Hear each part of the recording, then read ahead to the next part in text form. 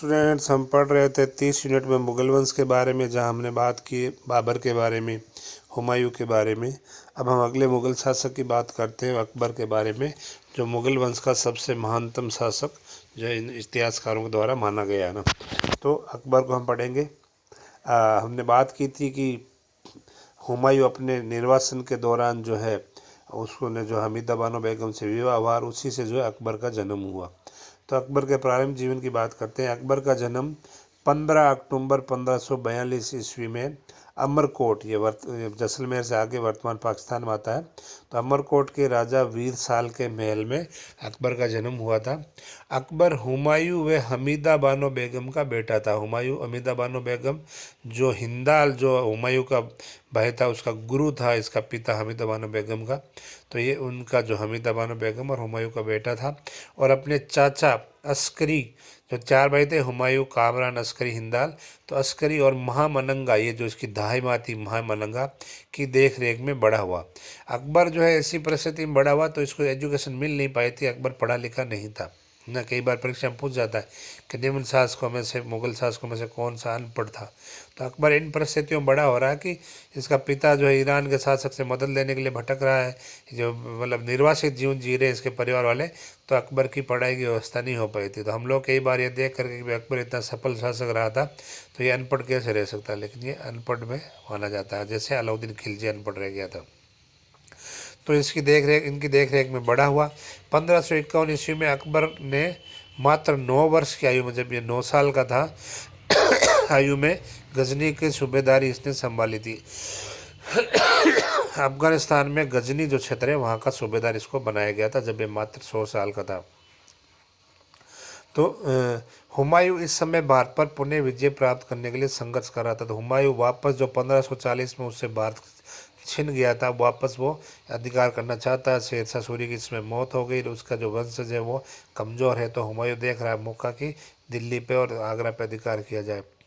तो इस समय अकबर का संरक्षक जो बैरम खां था, जो कि अकबर का संरक्षक है, जो इसका बहुत ध्यान रख रहा है पूरा। अगली बात करते हैं अकबर द्वारा शासन संभालना। तो हुमायूं की मौत के बाद 1556 में अकबर को युवराज घोषित किया था, मतलब ये 1556 में अकबर युवराज घोषित हुआ, यानी उत्तराधिकारी घोषित हुआ। लाहौर का सूबेदार जो है इसको बना करके, नियुक्त करके हुमायूं ने जो है दिल्ली के सिंहासन पर राज करने लगा। तो अभी हुमायूं जिंदा है, तब तक ये लाहौर का सूबेदार है, गवर्नर है। बाद में इस समय हुमायूं जो दिल्ली के सिंहासन पर राज कर रहा है। 14 फरवरी 1556 में जो है गुरदासपुर के निकट कालानौर में जब हुमायूं की जब मौत हो गई सीढ़ियों से गिर के, तो उसके बाद 14 फरवरी 1556 के अंदर गुरदासपुर के निकट जो है कालानौर जगह, ये परीक्षा में पूछ जाता है अकबर का राज्याभिषेक कब और कहाँ हुआ। तो कालानौर में बैरम खां के सहयोग से अकबर का राज्याभिषेक संपन्न हुआ। और 5 मार्च जो है 1556 को जो हेमू के साथ लड़ाई होती है, हेमू के नेतृत्व में, तो उसमें तथा मुगल, ये हेमू और मुगलों के बीच में युद्ध होता है, जिसके बीच पानीपत के मैदान में ये युद्ध होता है, जिसको पानीपत का दूसरा युद्ध बोलते हैं, हेमू। और ये हेमू जो है शेरशाह सूरी वाले वंश में ही आगे आता है। तो हेमू और अकबर के बीच, अकबर की सेना का नेतृत्व बैरम खां कर रहा है, तो ये इसके बीच में पानीपत के मैदान में पानीपत का दूसरा युद्ध होता है। और युद्ध में जो है फाइनली अकबर जीत जाता है।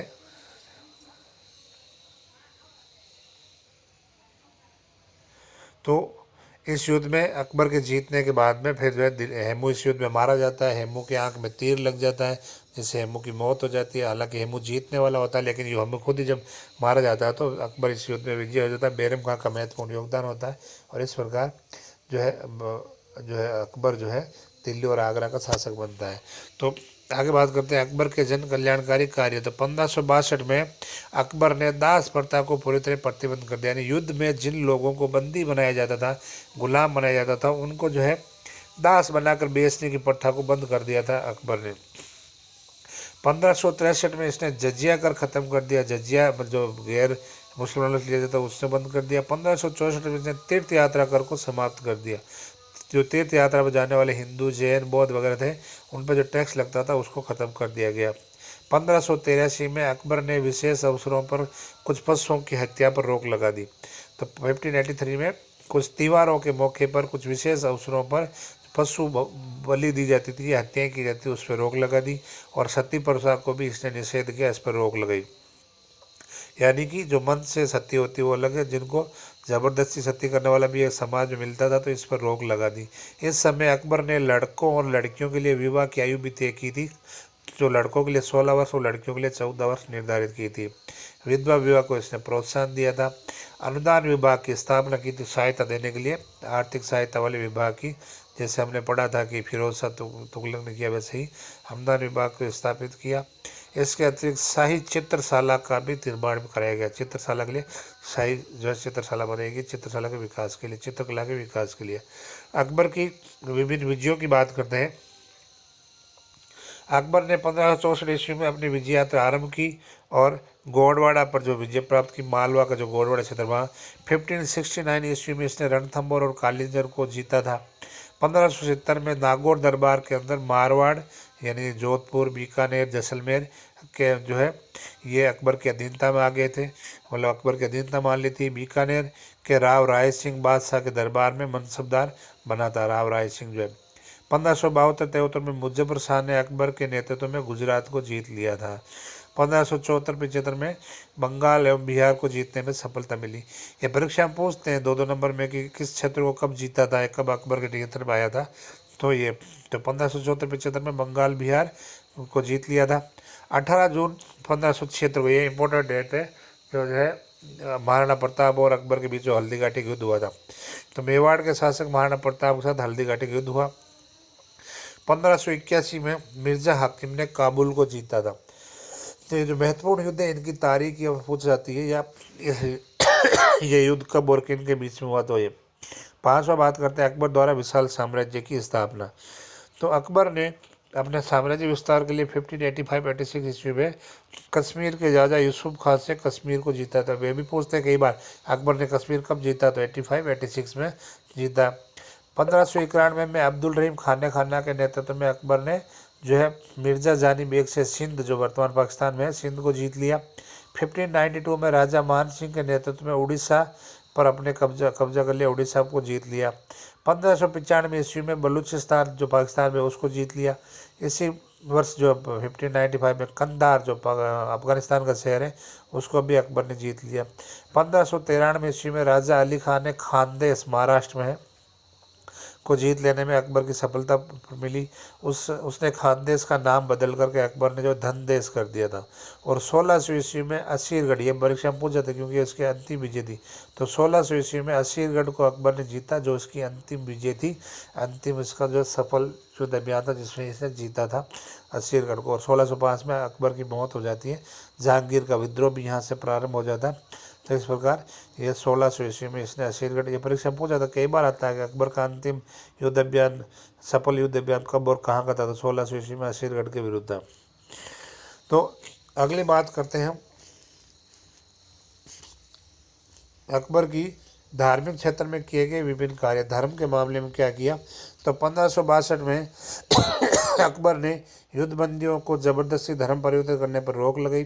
1575 में फतेहपुर सीकरी, ये आगरा के पास भी है, भरतपुर की तरफ फतेहपुर सीकरी जो इसकी राजधानी बनी थी, इसमें इबादत खाने का निर्माण कराया। इबादत खाने में पहले तो मुसलमान मौलाना उलमा बुला करके धार्मिक चर्चा करता था अकबर, बाद में इसने सभी धर्मों के लिए खोल दिया गया।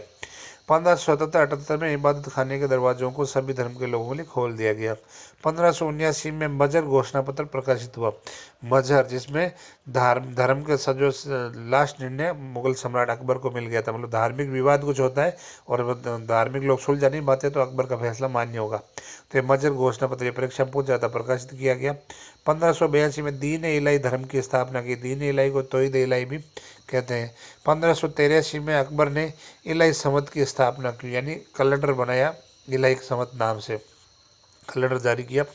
दीन इलाही को कबूल करने वाला एकमात्र हिंदू, ये भी परीक्षा में कई बार पूछा गया। तो बीरबल जो था कानून विशेषज्ञ, इसका कानून का ध्यान रखने वाला, तो ये कानूनी विशेषज्ञ बीरबल ने अकेला ही हिंदू था जिसने दीन इलाही को स्वीकार किया था।